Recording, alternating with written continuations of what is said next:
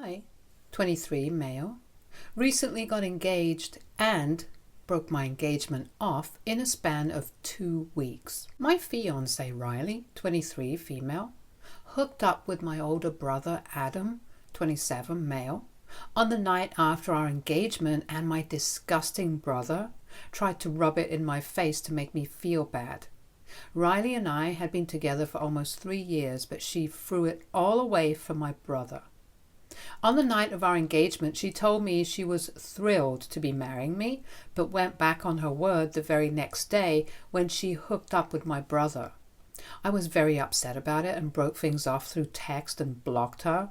I also changed the locks on my house so she wouldn't be able to come back home. Riley and I had been living together for the past year, and it had been going really well, so I thought that it was the right time to propose.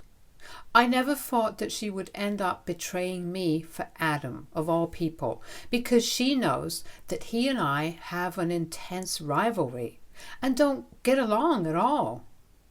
My dad passed away when I was a baby in an accident, and I barely have any memories of him. Adam had spent some time with him at least, but I have no recollection of what he was like.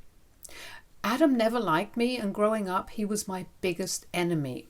He was always a bully, and my mother, being a single mom, didn't really have time to deal with our sibling rivalry because she had more important things on her mind, like paying the bills and making sure there's food on the table every day. Our uncle, my dad's brother, visited a lot and tried to help out as much as he could. My mother kept in touch with my father's family even after his demise for their sake, because they'd already lost their son. They didn't need to lose their grandkids too. My uncle was pretty much the only father figure I have ever known, and he still is my go-to person. For Adam, it was my mother. My mother didn't play favorites, but it was very apparent that if she had to pick one, it would be Adam. And that made our sibling rivalry even more intense because I wanted to be my mother's favorite as well. Unfortunately, I was always a bit of a loser growing up. I wasn't good at sports, and I was mediocre at best when it came to academics.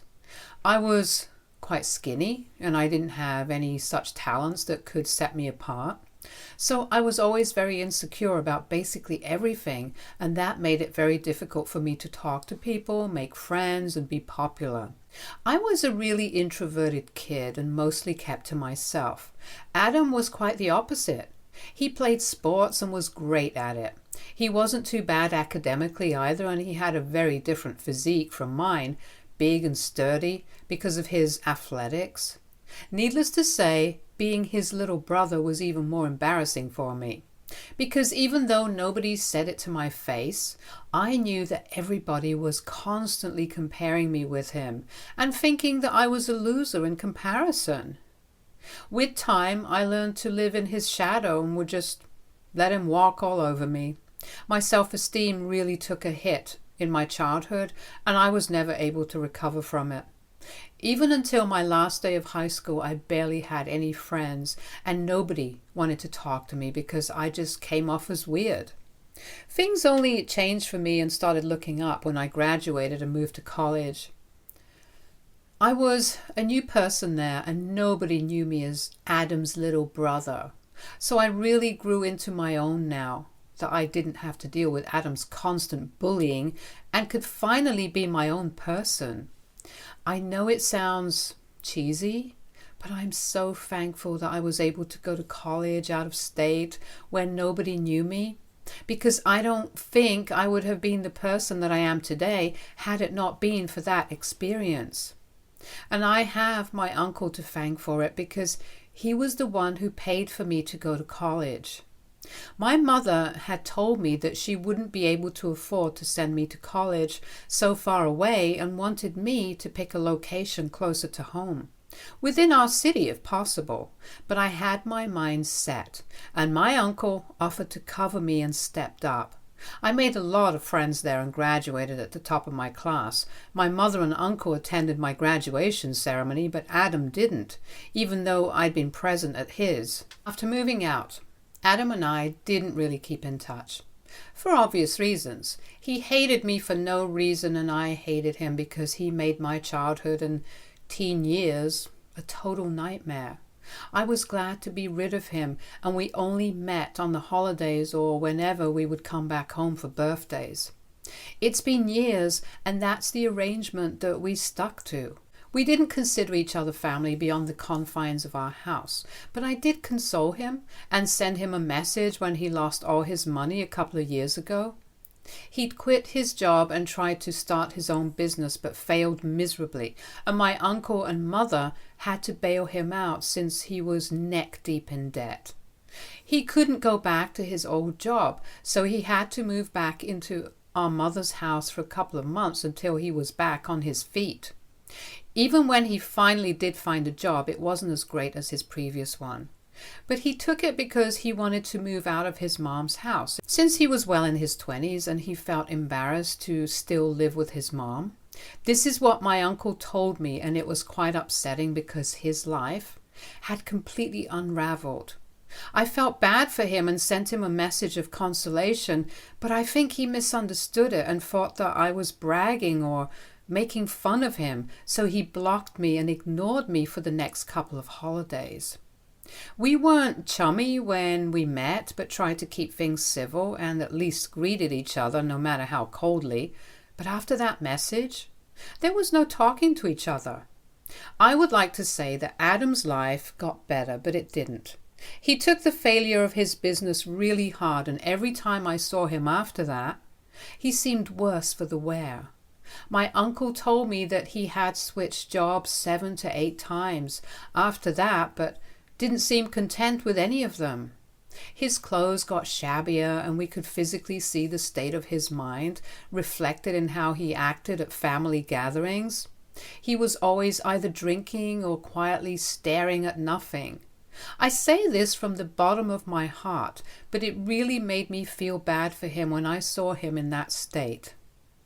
I had always hated him growing up, but now it was just very difficult to hate someone who was already going through so much. My uncle always tried to include him in our conversations, but he didn't seem interested and would always take off early.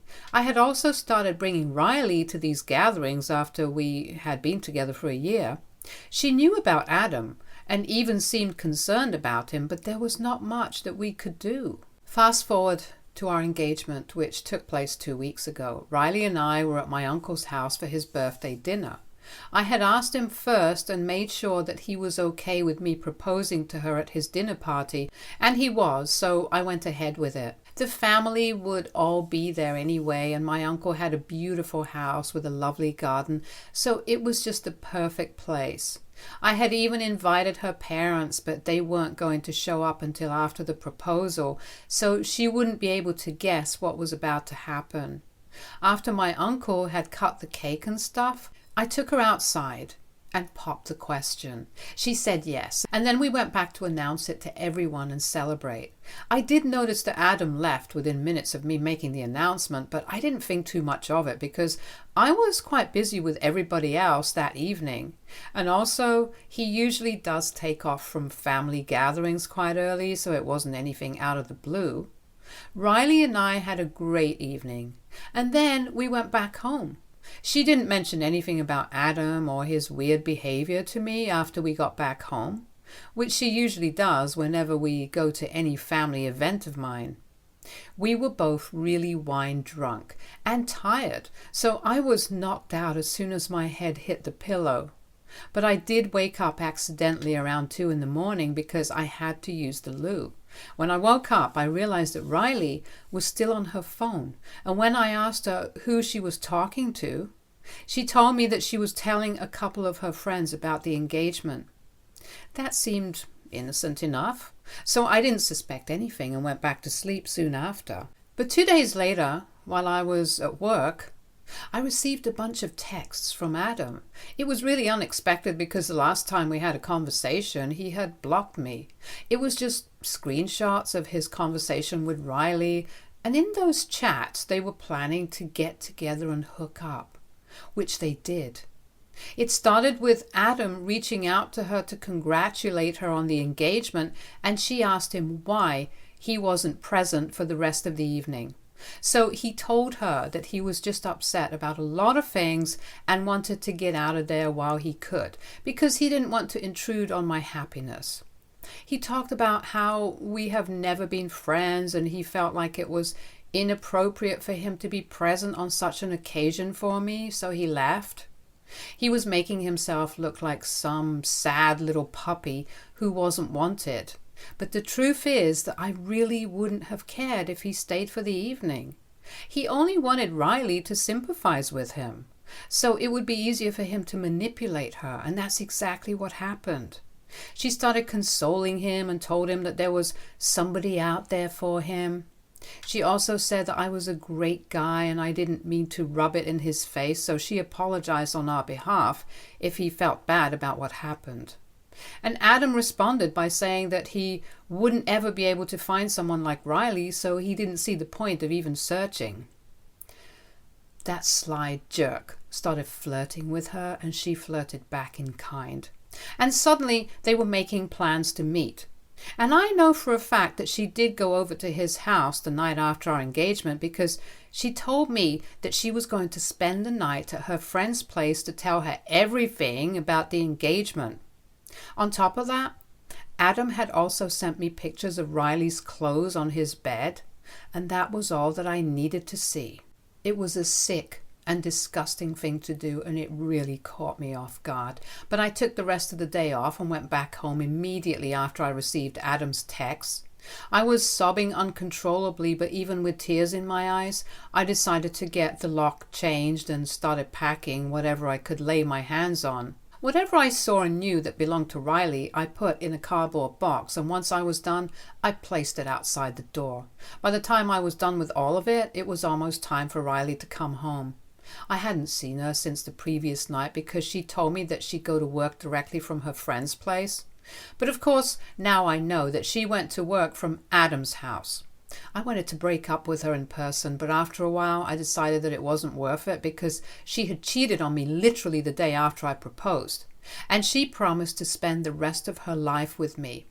I was very upset, so I decided to end it through text. I sent her a message saying that I knew that she had hooked up with Adam, and I didn't want to be with her anymore. I told her that she disgusted me, and said that all her stuff was right outside the door, so she could just grab the box and go because I didn't want to see her. If she had left anything at home, then she could come back later and collect it. I told her that we were over, and then sent the message and blocked her. A few minutes after I sent that text, Riley was at my doorstep, knocking and begging me to let her in. She was devastated, and I could hear it in her voice. She was begging me to give her a chance to explain herself and kept telling me that she knew she had made a huge mistake, but she just wanted me to hear her out. It went on for about half an hour, and it was incredibly difficult for me to keep my calm and ignore it. But after she had tried everything, right from crying to manipulation and back to begging, she finally left. Just to be on the safe side, I still didn't open the door for about 1 hour after the begging stopped to make sure that she still wasn't waiting outside. Once I was sure she was gone, I ordered some takeout, had dinner, and then tried to go to sleep, but I was so upset that I couldn't bring myself to close my eyes. I wanted to do something big to get back at Adam and really teach him a lesson, but I couldn't think of anything.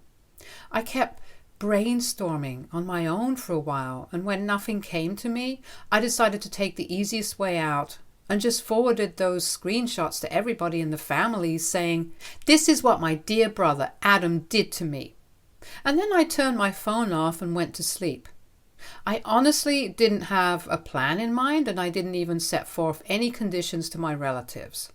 So whatever they did, it was of their own volition, and I had absolutely no part to play in it. Everybody in the family responded with sympathy and told me that they had blocked him and were going to cut him off from everywhere. Everybody was in shock after they got to know what Adam had done to me and reached out to console me, except for my mom. She didn't talk to me in the first couple of days after I sent everybody that message. But she visited me a few days later and she looked very upset. I knew that she wasn't going to sit and console me like the others. I was right, because she had visited me to talk to me about my actions. She told me that she could understand that I was upset with Adam for whatever he did, and rightfully so. But even then, I should have refrained from publicizing the incident. Her reason was that Adam was already suffering so much because he was a grown man living hand to mouth with a failed business and no prospects in his love life either. He would have a few flings here and there, but there was nothing permanent, and it was especially sad because he was a really promising young man when he was younger. So nobody could have imagined that he would turn out to be so unsuccessful and sad. I, on the other hand, nobody could have expected me to be as successful as I am today. Be it in my line of work or my relationships, my mom believed that Adam did this out of jealousy, which I already knew. For context, I work in an architecture firm and have a high-paying job.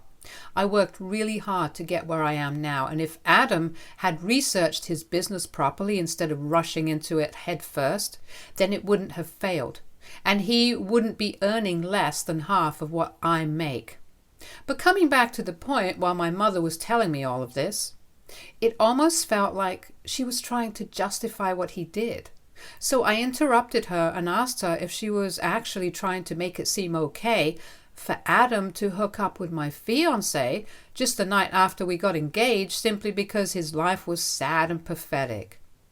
She took a minute and then she said that it wasn't okay, but I needed to understand where he was coming from and be a little sympathetic and forgiving. She went on to tell me that the family cutting ties with Adam had hit him really hard and he was miserable. The family get-togethers were the only thing that he had going on for him because he felt embarrassed to be around his friends who were a lot more successful than he was. So he didn't keep in touch with them, and family was all that he had. I was happy about that, and I didn't really care that he was miserable because he had broken up with me and Riley. So he deserved this, and I had no sympathy to spare for him. But my mother believed that I should be the bigger person and talk to everyone to convince them somehow to give him a chance. Not only that, she also wanted me to reach out to him and clear the air.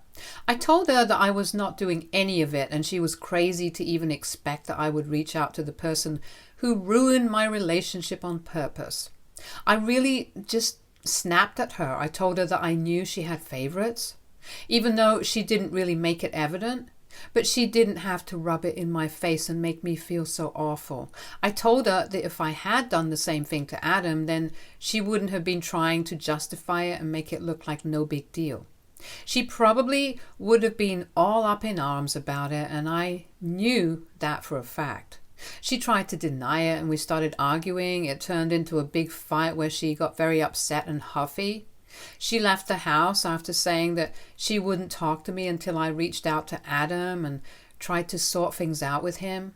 It's been a couple of days since then, and my relatives have been checking in on me. Mostly it's my uncle who's been texting me daily. Riley also sends me messages from time to time, hoping to win me back or at least have a conversation with me, but I haven't replied to her. I haven't blocked her yet either, but I know that I have to, and I will eventually. The only person that I haven't heard from after our big fight is my mother, and I really feel bad about it. I already mentioned that I knew my brother was her favorite because they always seemed to have some inexplicable bond, even when I was a kid. But my mom never played favorites. That's up until now, at least. I just feel very confused about what she said. I am content with my life right now, and it's not like I'm depressed or whatever, but I do want my mother in my life. But I don't think I agree with her opinion on the whole Adam and Riley situation. So what do you guys think? AITA for sending my family proof of my brother and my fiancé cheating on me? Update 1. The people have spoken and people have been heard. Thank you so much for all the comments on the original post and for reading through it so patiently. I'm glad that so many of you had great advice for me on what to do next and reassured me that I wasn't in the wrong, because my mother saying all that really made me feel that I was somehow out of line for what I did. But evidently, that's not the case, and I have no need to reach out to anybody. I also spoke to my uncle about what my mom said. I hadn't told anybody earlier because this was kind of personal, and I didn't want to discuss this with other people. But my uncle is family, and I felt considerably better after speaking to him. He told me that he had also noticed my mother always favored Adam over me. It wasn't always very obvious, but it was definitely there, and anybody with a brain could tell that she had a favorite, and it wasn't me. He told me that he really felt awful about what happened with me because he knew how strongly I felt for Riley, and yet she didn't think twice before hooking up with Adam in spite of knowing about our relationship. It was upsetting, but there was not much that I could do. And I was honestly kind of okay, since I think that I dodged a bullet there. I haven't moved on from her entirely, but I know I'll get there. That's really not what I'm worried about. However, my relationship with my mother is something that I don't want to lose. But if she acts like this and victimizes Adam, then I don't see a way for us to get along or reconcile. My uncle thinks that I should just give up on it. He said that he knows my mother, and he also knows that she isn't going back down if she believes that she's right. He told me that I shouldn't hold out hope that she might come around and talk to me, because it's quite unlikely, since he has been visiting Adam almost every day ever since our family cut him off. It hurt that she was still going out of her way to look after him, even though I was the one who actually lost a relationship because of him, and quite an important one at that. But I also understand that I can't help the situation, and it is what it is. That's something my uncle taught me, to just accept things and let it go, and I guess that's what I have to do. I tried arguing with my mother and making her see sense, but she wasn't interested in the truth. She was only interested in making sure that Adam had all the support that he needed. Fine by me, I guess. Update 2. So it's been almost 2 weeks since I broke up with Riley, and she had been texting me almost every other day for about a week after we broke up. But then she just stopped, probably after she realized that begging me to take her back wasn't going to work. And I don't want to speak to her or hear her side of the story. I don't even know why she thought explaining her side would make it any better, because as far as I'm concerned, nothing excuses cheating, and that's just how it is. But she reached out to me yesterday and told me that she wanted to come by and collect some of the things that had been left behind. That's when I finally replied, because now we were getting down to business instead of our conversations, just her begging me to talk to her and me ignoring all those texts. I told her that she could come by today because I was taking a day off anyway and might as well get this over with. So she dropped by around noon, and I could tell that she was really upset. She looked worse for the wear and didn't look me in the eye even once for the entire time that she was there. I didn't say anything to her either after I opened the door and let her in. There was silence in the house while she packed her things, and I sat on the couch in the living room and avoided looking at her. Once she was done packing, she told me that she was going to leave, and even though I had a lot to say to her, I just said goodbye and then went back to my phone. She didn't deserve anything more than that. And after that, she was just gone for good. It feels weird, but in a nice way, because this just means that I don't ever have to talk to her or be reminded of her by things around the house or her messages. I blocked her a few minutes after she left and decided to celebrate by watching our favorite movie on my own. Still no word from my mother, but with time it's becoming easier for me to come to terms with it. At least now I know for sure that she wouldn't ever have taken my side here simply because I'm not Adam. So whatever I did for her would never be good enough, and honestly, I'm sick of trying. My uncle told me that he also had a fight with her recently while he was trying to defend me, and she didn't like it, so they aren't on speaking terms anymore either. I can't believe that she is willing to sacrifice her relationship with both of us just so she can continue defending Adam, even though she knows that he's a jerk. It just doesn't make any sense to me, but I guess if that's what she wants, then whatever. Update 3. It's been a month since I posted here last, and I can't believe that until a month ago I was still whining about how my mother doesn't love me. But I'm better now, and I just don't care about what my mother thinks. She's just as delusional and selfish as my brother, and that's probably why they get along so well, because they're both horrible people, and I was quite unfortunate to be related to both of them. But now I have no ties with either of the two. And I am so thankful for it, because they don't deserve somebody like me, and neither did Riley. I was always too good for them, and if they couldn't see that, then that's on them. It's their loss all the way. I don't have to feel bad for anything, and that's exactly why I don't feel bad about the fact that nobody from our family talks to them anymore and doesn't invite them to any events. They just have no link to any of us anymore, and I couldn't be happier about it. Riley and I haven't spoken ever since she came back here to collect her things for one last time, because I blocked her afterwards. And so did most of our common friends after they found out the real reason behind our engagement falling through. But my mother did try to reach out to me a few days ago, and even now she doesn't think that she needs to apologize to me, which is just insane to even think about. Even in the last conversation that we had, she was still harping on about how Adam is suffering and has been diagnosed with clinical depression. I told her that I could give her a psychotherapist's phone number, but nothing else, and I definitely wasn't going to talk to our family members now to make them sympathize with him.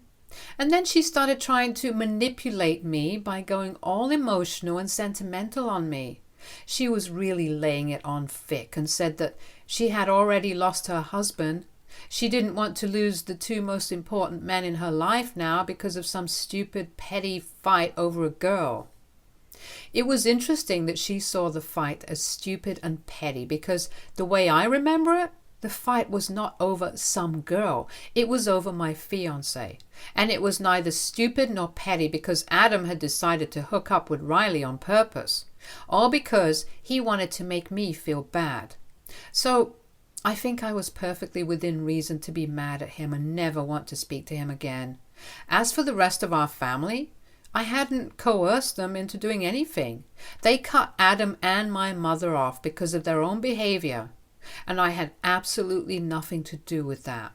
So if they want to blame somebody, they should blame themselves. This is what I told my mother before blocking her. Now I can finally move on with my life, and they can go to hell for all I care. Stay tuned for more stories from our girl relationships.